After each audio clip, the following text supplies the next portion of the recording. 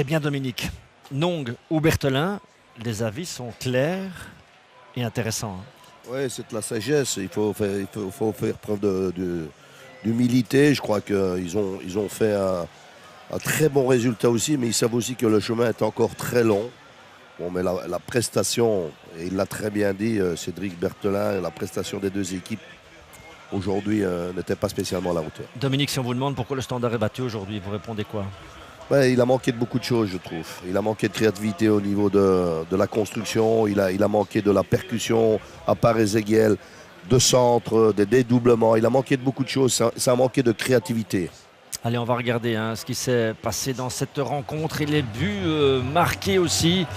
Tout démarre évidemment avec ce flanc droit par lequel le Standard n'avait pas encore marqué de but cette saison. On ne relance pas très bien, on est un peu bas du côté de Mons. Et puis ce jeune Ibrahima Cissé qui va au bout de l'effort à 18 ans, un international espoir belge. Ça fait beau à voir. C'est vraiment une image pour les jeunes. Quand on voit ce Cissé, c'est magnifique, c'est une belle image. Et puis on n'a déjà plus le même match. Regardez où est la défense du Standard, c'est incroyable. Non, il n'y a pas de pressing. On laisse faire. Et puis sur le deuxième ballon, qui doit y aller? Est-ce que c'est Beyens? Est-ce que c'est un défenseur? C'est trop tard pour un défenseur. Canou, il fait ce qu'il peut sur cette action-là. Bien sûr, il gagne son duel et il la remet comme il peut parce qu'il est en duel. Et là, bien sûr, tout le monde est passif. Mais quoi qu'il en soit, la défense du Standard était beaucoup trop bas. Il n'y avait pas de pressing sur cette phase de jeu. La vitesse d'Ezekiel, parce qu'on ne peut pas dire que lui ait fait un mauvais match. Bulot, non, je crois que lui, on peut le sortir en dulo. Il a fait des appels incessants. Bulot, deuxième mi-temps, on ne l'a pas beaucoup vu. On n'a pas beaucoup. C'est pas le seul du côté du Standard qui pensait gérer, peut-être faire la différence sur ses qualités de base supérieures, peut-être sur papier. Oui, peut-être. On avait l'impression que le Standard était persuadé qu'ils allaient marquer ce deuxième but. L'occasion terrible pour Jérémy Permet, c'est la plus belle et c'est quasiment la seule possibilité. Et là, c'est un deuxième ballon. C'est un deuxième ballon. Il lui revient. Et là, la retourne, le ballon est un peu trop près de lui. Tout le monde est battu, même Kawashima. Bien si sûr. C'est cadré, c'est goal. Ça manque de rigueur, ça manque de concentration sur cette action. On opère deux changements avec Seyas et Bouzaglo du côté du Standard. Et puis là, c'est une belle possibilité parce que ça ne passe pas très loin.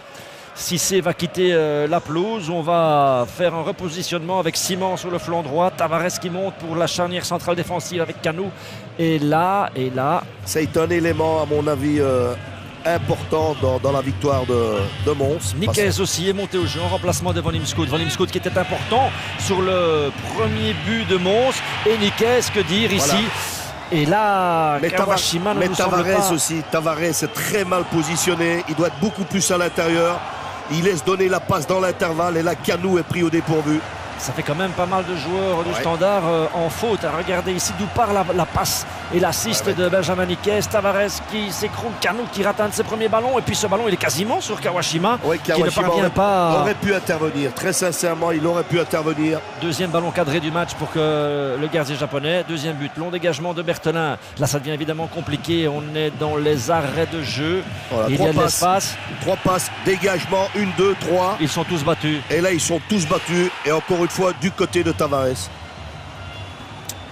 Que va dire Ron Jans au micro de Philippe? On va le savoir très vite. Oui. Ron Jans, on vient de voir la fin de match. Quel est votre sentiment à chaud après cette fin de match justement qui a été dramatique finalement pour le Standard? Oui, je crois que c'est une qualité de nous de perdre des matchs quand ce n'est pas nécessaire. Et c'est maintenant les dernières 5 minutes. 2 défenseurs contre un non. C'est l'expérience, le manque d'expérience? Non, une expérience. C'est une question pour Chifo, pas pour moi. Pourquoi? Non, je dis, c'est peut-être à un moment donné la jeunesse du noyau, la jeunesse de l'équipe qui fait qu'à un moment donné, on lâche prise. Quand on perd 4e fois à l'extérieur, c'est peut-être aussi la qualité. Peut-être aussi. Pourtant, l'entame de match, le début du match n'était pas mauvais. Peut-être le match, pour gagner le match, nous avons besoin de plus de créativité peut-être. Mais nous sommes un peu trop forts comme 11. Mais pour perdre le match, c'est nécessaire de concentration. Et une fois, c'est le sliding tackle de Johan Tavares et Canu. Il ne couvre pas très bien. Et c'est une fois une occasion. C'est assez pour gagner le match. Vous êtes fâché sur vos joueurs aujourd'hui? On gagne ensemble et on perd ensemble. C'est dommage aussi, vous avez fait un bon match contre Anderlecht, là c'est de nouveau un coup sur le moral. C'est toujours le moral, mais c'est tout. Je crois la première mi-temps, une occasion, un but. La deuxième mi-temps, une occasion là, mais rien du tout. Et c'est un manque de concentration, mais aussi de qualité. De qualité de fermer le match. Les absents, c'est une excuse? Non, pour moi, non. Nous avons perdu aussi avec les autres. On vous a vu à la fin du match monter sur le terrain, vous étiez très énervé. Pour quelle raison? Énervé pour le public de Mons, mais pas pour nous. Le public? Qu'est-ce qu'il a fait, le public? Peut-être je n'ai pas compris la question. Vous étiez fâché sur le public de Mons, c'est ça? Non, d'accord, rien du tout. C'est seulement un joueur de Mons qui me fait fâcher. On peut savoir lequel? Non, il vaut mieux pas le dire. C'est Niquez. Pour moi, il est fou. Qu'est-ce qu'il a fait? Provocation tout le temps. Dans le terrain, dans le journal. Mais ils ont gagné 3-1. Et c'est aussi une chose, mais je n'aime pas cet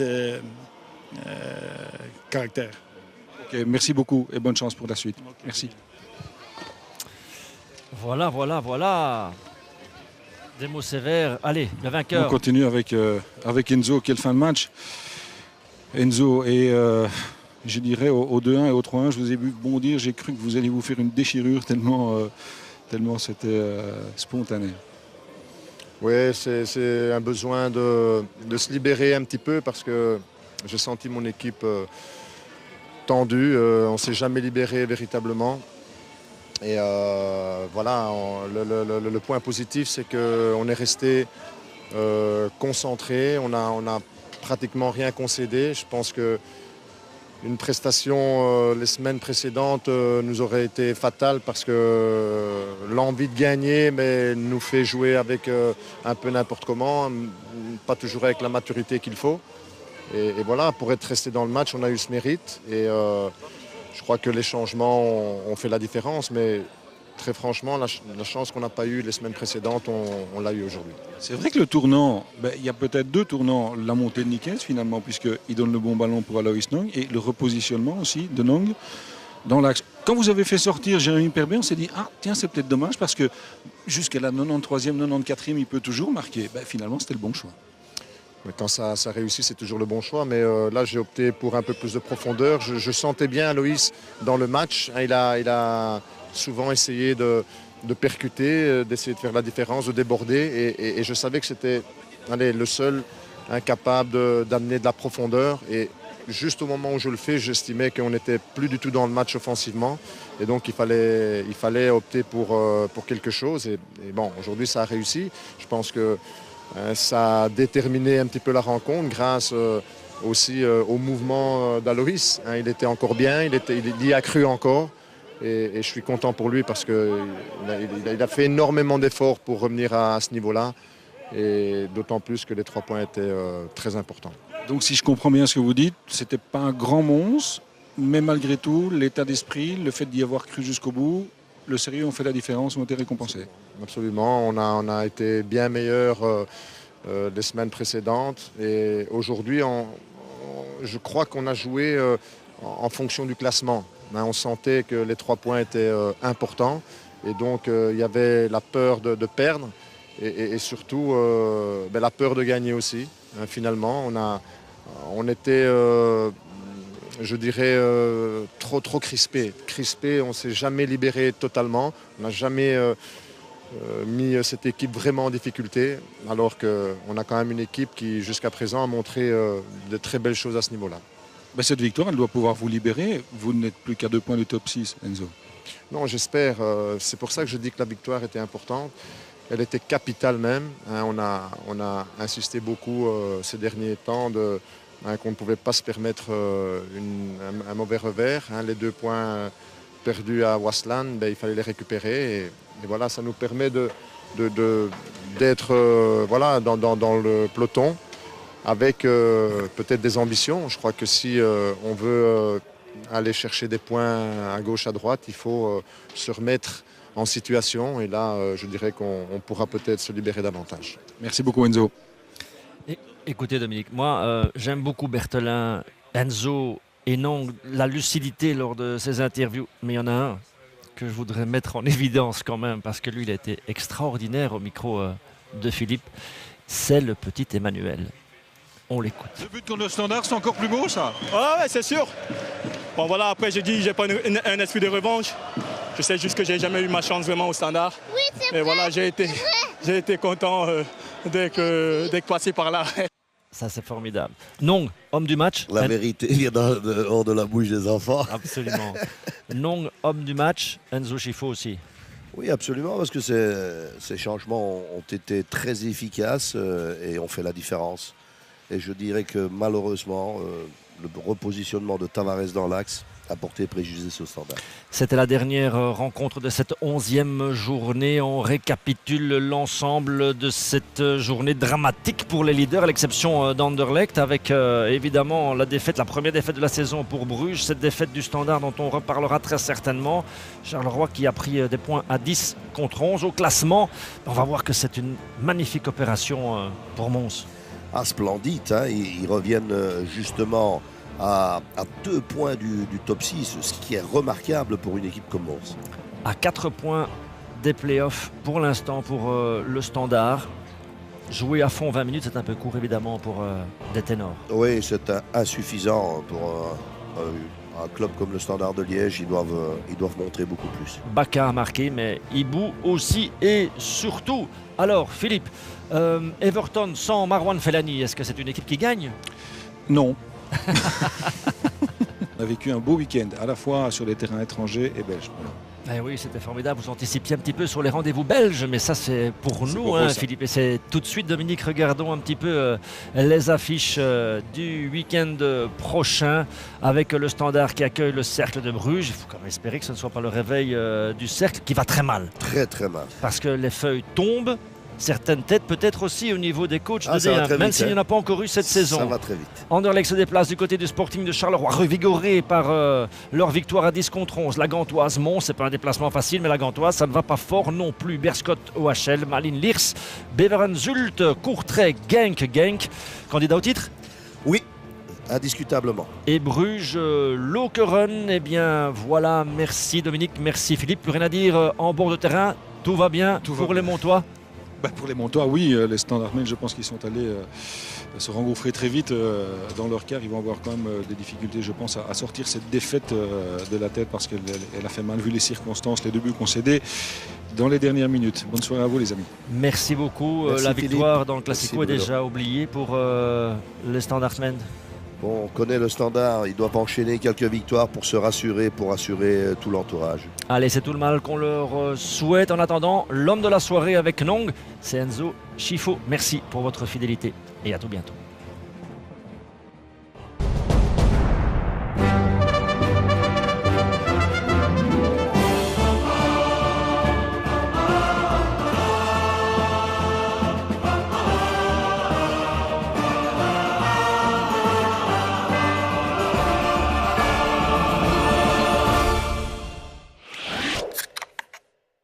La passe.